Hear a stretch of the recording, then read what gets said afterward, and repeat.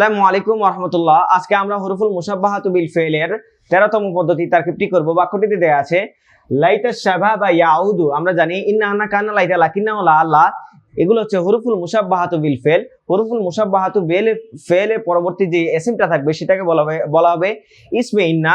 এর পরবর্তীটি দেওয়া থাকবে সেটাকে বলা হবে খবরে ইন্না। যদি এখানে ইন্না দেওয়া থাকে তাহলে হবে ইসমে ইন্না খবরে ইন্না। যদি দেওয়া থাকে আন্না তাহলে হবে ইসমে আন্না ইসমে খবরে আন্না।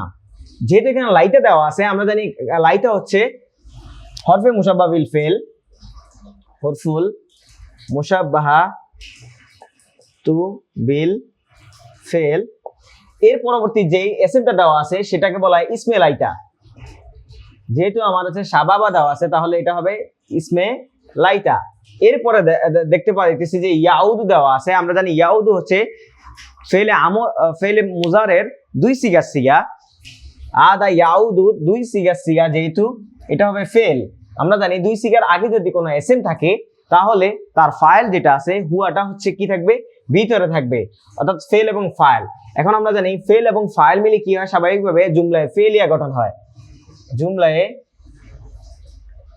ফেলিয়া গঠন হয়।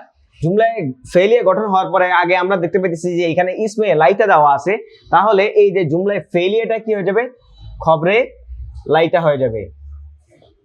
এখন আমরা জানি ইসমে লাইটা আর খবরে লাইটা মিলে কি হবে, যেহেতু এসএম দিয়ে শুরু হয়েছে বাক্যটা, শাবাবা হচ্ছে আলিফ লাম দেওয়া আছে, তাহলে এটা হচ্ছে এসএম। তো এসএম দিয়ে যদি কোনো জুমলা শুরু হয় তাহলে সেটা হয় জুমলায়ে ইসমিয়া। আর যদি কোনো জুমলা ফেল দিয়ে শুরু হয় তাহলে সেটা হয় জুমলায়ে ফেলিয়া।